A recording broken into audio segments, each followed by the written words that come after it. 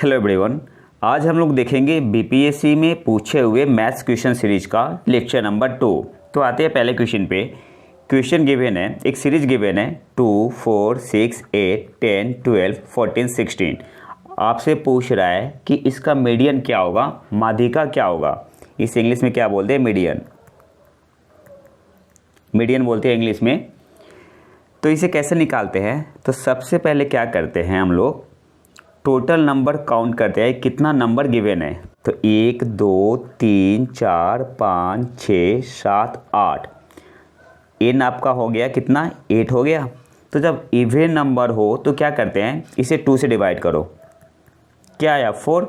अब हमें चौथा टर्म पकड़ लेना है, तो चौथा पद है उसे पकड़ लो। अगर एन इवन आ रहा है तो एन 8 है, फिर हमने क्या किया 2 से डिवाइड किया तो 4 आया। तो हमें चौथा जो टर्म है उसे पकड़ लेना है। तो चौथा टर्म क्या है, 8 है ना। और चौथे टर्म के बाद जो नेक्स्ट टर्म हो ना, उसको ऐड करके 2 से डिवाइड कर दो। तो 8 + 10 डिवाइडेड अपॉन 2 कितना आया, 18 अपॉन 2 9। तो मीडियन क्या हो गया, मीडियन यहाँ पे हो गया 9। तो सही आंसर क्या हो जाएगा, ऑप्शन बी आपका यहाँ पे सही आंसर होगा। मीडियन कितना हो जाएगा, माध्यिका कितना हो जाएगा 9। तो ऑप्शन बी आपका यहाँ पे सही आंसर होगा। अगर इसी क्वेश्चन पे मैं 16 और यहाँ पे 18 मेंशन कर दूँ, ठीक है, एक टर्म और बढ़ा दिया मैंने। अब बताओ अब माध्यिका या मीडियन क्या होगा। तो अब एन की वैल्यू कितनी हो जाएगी, 1 2 3 4 5 6 7 8 9। एन की वैल्यू 9 हो गई। तो इसका माध्यिका क्या होगा, तो n + 1/2 कर दो आप। 9 + 1/2 कितना आया, 5 आया। और जो पांचवा टर्म होगा ना, जो फिफ्थ टर्म होगा, वही आपका क्या होगा, माध्यिका होगा। तो अब मीडियन क्या हो जाएगा, पहला, दूसरा, तीसरा, चौथा, पांचवा। तो 10 आपका क्या हो जाएगा, मीडियन या माध्यिका हो जाएगा। अब यहाँ से कुछ इंपॉर्टेंट टॉपिक देख लेते हैं जहाँ से एग्जाम में क्वेश्चन आते हैं, ठीक है। ये तो हमने क्या निकाला, माध्यिका। अगर मीन पूछूं तो मीन तो सिंपल होता है, इसको हिंदी में बोलते हैं माध्य।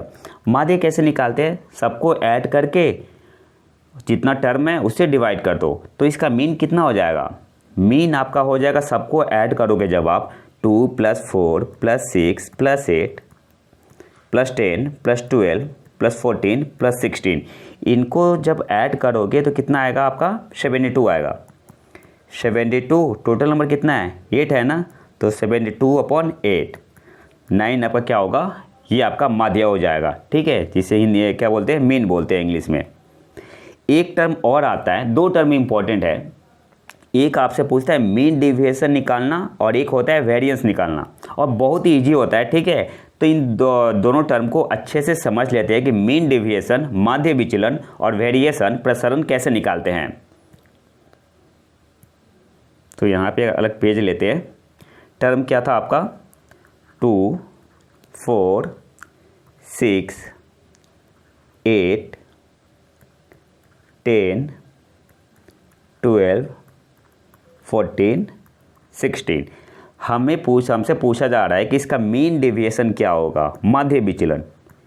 मीन डेविएशन कैसे निकालोगे आप, तो सिंपल सा तरीका होता है, सबसे पहले मीन निकालो, ठीक है।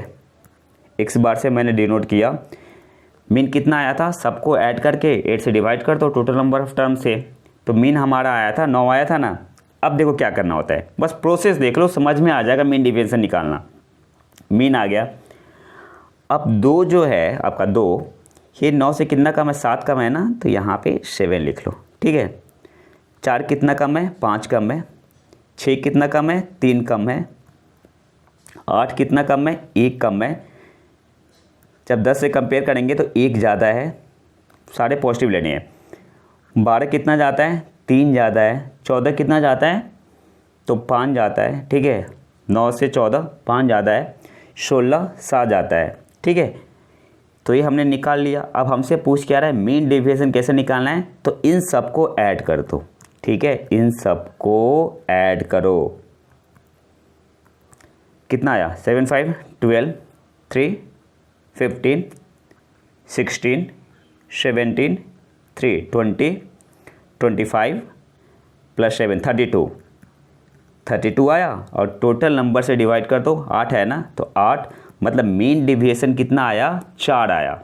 मीन डेविएशन माध्य विचलन कितना आया, 4 आया। कैसे निकाला, सिंपल सा है, जो टर्म है उसका मीन निकालो, ठीक है। सीरीज क्या है, 2 4 6 8 10 12 14 16, तो इसका मीन कितना आया था, सबको ऐड करके 8 से डिवाइड करो, 9 आया था। अब देखो 2 9 से कितना कम है, 7 कम है, तो यहाँ लिख लो 7। 4 कितना कम है, 5 कम है।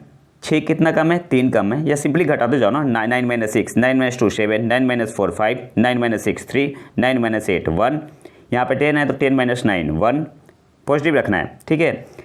12 कितना जाता है 9 से, तो 12 - 9 3, 14 - 9 5, 16 - 9 7। अब इसको क्या करना है, इसको ऐड करके टोटल नंबर ऑफ टर्म से डिवाइड कर दो, तो हमारा क्या देता है, मीन डेविएशन देता है। मीन डेविएशन देता है। बात समझ में आ गई, कोई दिक्कत है यहाँ पे। अब देखो, अब यहीं पे सीख जाते हैं कि वेरिएंस कैसे निकालते हैं, प्रसरण कैसे निकालते हैं। तो प्रसरण कैसे निकालते हैं, यहाँ तक सेम ही रहेगा, यहाँ तक बिल्कुल आपका सेम रहेगा। जो हम लोगों ने मीन डेविएशन निकाला था माध्य विचलन, तो यहाँ तक आप प्रोसेस बिल्कुल सेम रहेगा। बस करना क्या है, इसको स्क्वायर कर लो, ठीक है। इसको स्क्वायर करते जाओ, इसको स्क्वायर करते जाओ, और टोटल नंबर ऑफ टर्म यानी 8 से डिवाइड कर दो। ये क्या देता है हमें, वेरिएंस देता है। वेरिएंस जिसे क्या बोलते हैं हिंदी में, प्रसरण। प्रसरण या विचलन, प्रसरण। तो यहाँ से आप निकाल सकते हो, मीन डेविएशन भी निकाल सकते हो और वेरिएंस भी निकाल सकते हो। अच्छा, एक क्वेश्चन ही कर लेते हैं, बीपीएससी में आया हुआ है, जिसमें पूछा था वेरिएंस कैसे निकालते हैं। 7 7 7 7 7, ठीक है। इसका वेरिएंस निकालना है। बीपीएससी 2015 का क्वेश्चन है, ठीक है। बीपीएससी 2015 का क्वेश्चन है। तो कैसे निकालना है, इसका वेरिएंस क्या होगा, क्या बताया था मैंने। सबसे पहले मीन निकालो, मीन को x बार से डिनोट करते हैं। मीन कैसे निकालते हैं, सबको ऐड करो, 7 + 7 + 7 + 7 + 7, 1 2 3 4 5, ठीक है। डिवाइड करना है, टोटल नंबर ऑफ टर्म 5 है ना, तो 5 से डिवाइड करो, कितना आएगा, ऊपर 35 हो जाएगा, नीचे आपका हो जाएगा 5, तो 7। मीन कितना आया, 7 आ गया ना, मीन आपका कितना आ गया, 7। अब क्या बताया था मैंने, यहाँ से 7 - 7 0 हो जाएगा ना, मीन से घटाते जाओ, यहाँ भी 0 आ जाएगा, यहाँ भी 0 आ जाएगा, यहाँ भी 0 आ जाएगा, यहाँ भी 0 आ जाएगा। अब हमसे क्या पूछ रहा था, क्या निकालना है, वेरिएंस या क्या बोलते हैं हिंदी में, प्रसरण।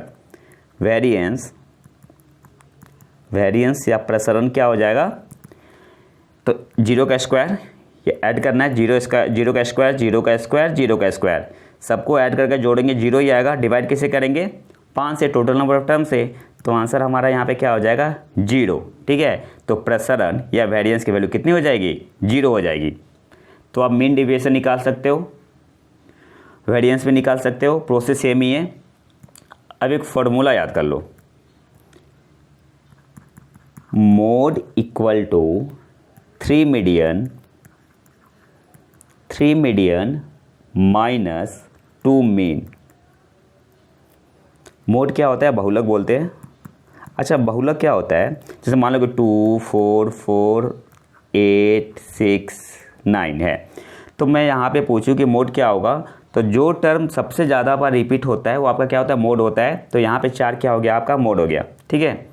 और इस फॉर्मूला का यूज आपको वहीं पे करना है जहाँ पे मीडियन और मीन गिवन हो। मोड क्या होता है, बहुलक होता है। मीडियन क्या होता है, माध्यिका। मीन क्या होता है आपका, माध्य होता है। मीन आपका माध्य होता है। तो इस फॉर्मूला को आपको याद रखना है, mode equal to 3 median minus 2 mean. बात समझ में आ गई। या इसे आप ऐसे भी बोल सकते हो, मोड इक्वल टू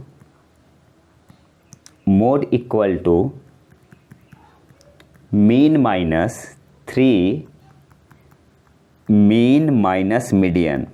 अब देखो इसका यूज कहाँ पे आता है, आपको मीन माइनस मीडियन का डिफरेंस दे देगा, ठीक है, और आपसे पूछ देगा, और मीन की वैल्यू देगी और मीन माइनस मीडियन का डिफरेंस दिया होगा, तो आपसे पूछ देगा मोड क्या होगा। तो सिंपली आप पुट कर दो फॉर्मूला यहाँ पे, ठीक है, फॉर्मूला में वैल्यू पुट करो, आपको आंसर मिल जाएगा, ठीक है।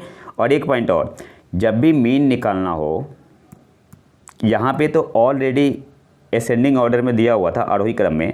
अगर आरोही क्रम में ना दिया हो तो सबसे पहले आप उसे अरेंज करो, ठीक है। जैसे ये सीरीज ऐसे दिया होता 2 6 8 10, 2 6 8 10, 4 12 14 16। यहाँ पे तो क्वेश्चन तो ईजी कर दिया है, आपको असेंडिंग ऑर्डर में आरोही क्रम में नहीं अरेंज करना था, ऑलरेडी दिया हुआ था। लेकिन ऐसे सीरीज दिया होता तो सबसे पहले हमारा जो काम होता है ना, इसे क्या करना होता है, आरोही क्रम में अरेंज करना। तो फिर इसे अरेंज करते 2 4 6 8 10 12 14 16। फिर आपको सारा प्रोसेस अप्लाई करना है जो जो मैंने बताया है। तो सबसे पहला काम है कि अगर असेंडिंग ऑर्डर आरोही क्रम में नहीं दिया हो तो आप पहले उसे आरोही क्रम में अरेंज करके फिर जो जो मैंने बताया उस मेथड से सॉल्व कर लो। चाहे मीन डिविएशन निकालना हो, मीडियन निकालना हो, मीन निकालना हो, खैर मीन पे तो सर नहीं आता उसे, और इसके अलावा वेरिएंस या प्रसरण निकालना हो, ठीक है। तो अगले क्वेश्चन पे आते हैं।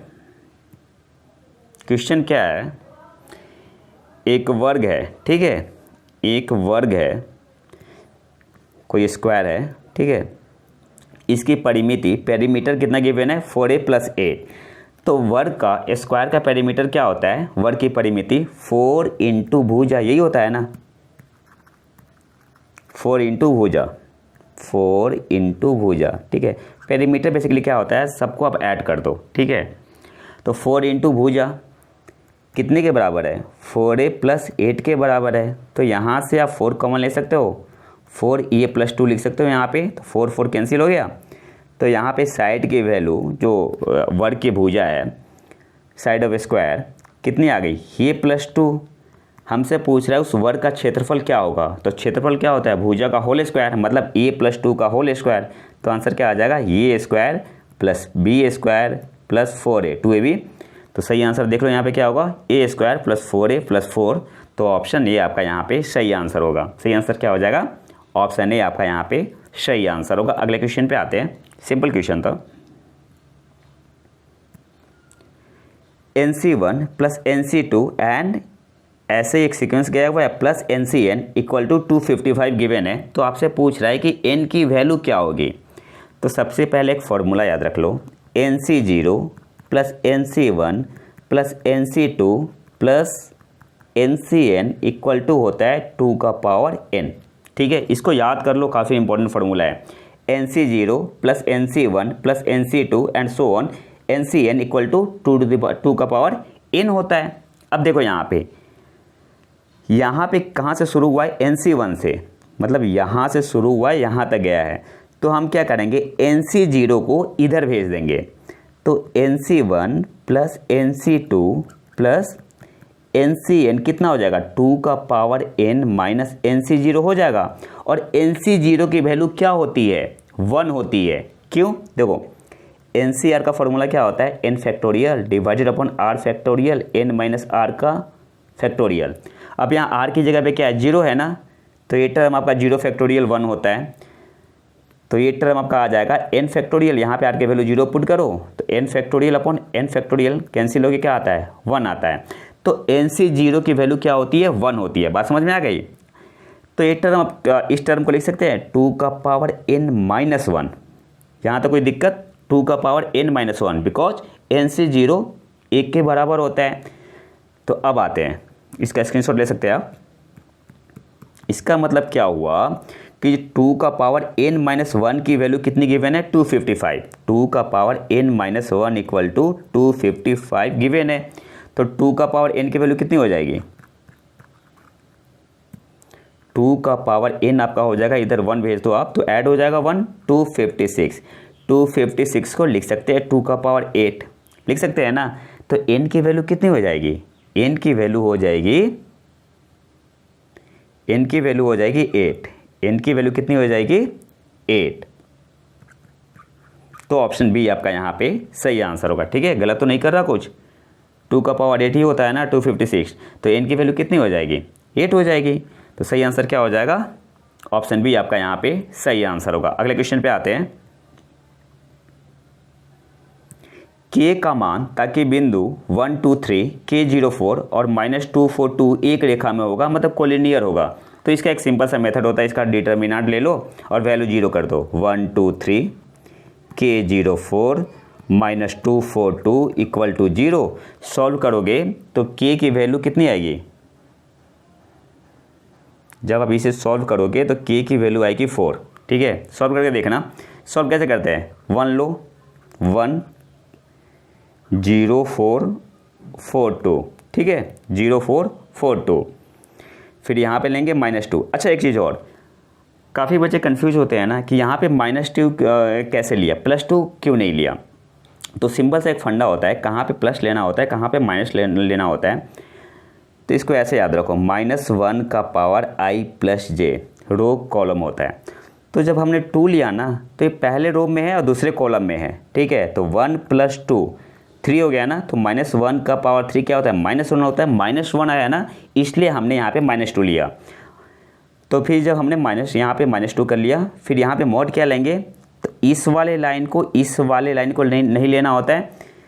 तो क्या बचा? k -2 और 4 2, तो उसे अब ले सकते हैं। ठीक है, तो जब आप इसे सॉल्व करोगे ना इक्वल टू 0 करके, तो k की वैल्यू कितनी आएगी? k की वैल्यू आ जाएगी 4। बात समझ में आ रही है?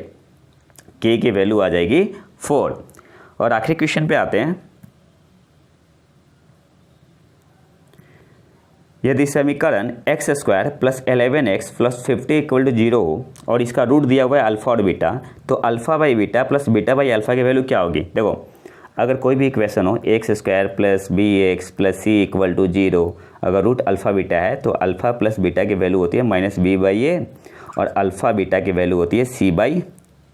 बात समझ में आ गई? अल्फ़ा + बीटा कितना होता है? -b/a, अल्फ़ा बीटा होता है c/a। अब देखो यहाँ पे अल्फ़ा + बीटा कितना हो जाएगा? -b, तो x का जो कोफिशिएंट होता है वही भी होता है ना, तो -11 और ये क्या होता है? x² का जो कोफिशिएंट होता है, x² का जो कोफिशिएंट होता है वही होता है ना आपका। तो यहाँ पे a की वैल्यू कितनी है? 1 है, b की वैल्यू कितनी है? 11 है और c क्या है? 50 है। तो अल्फ़ा + बीटा आपका कितना हो गया? -11। बात समझ में आ गई? और अल्फ़ा बीटा कितना हो गया? अल्फ़ा बीटा c/a होता है ना, तो c क्या है? 50 है यहाँ पे, ये तो 1 है, तो अल्फ़ा बीटा 50 हो गया। ठीक है, तो एक बार फिर से नोट कर लेते हैं। अल्फ़ा + बीटा कितना आया था? -b/a, -11 आया था। और अल्फ़ा बीटा कितना आया था? 50 आया था।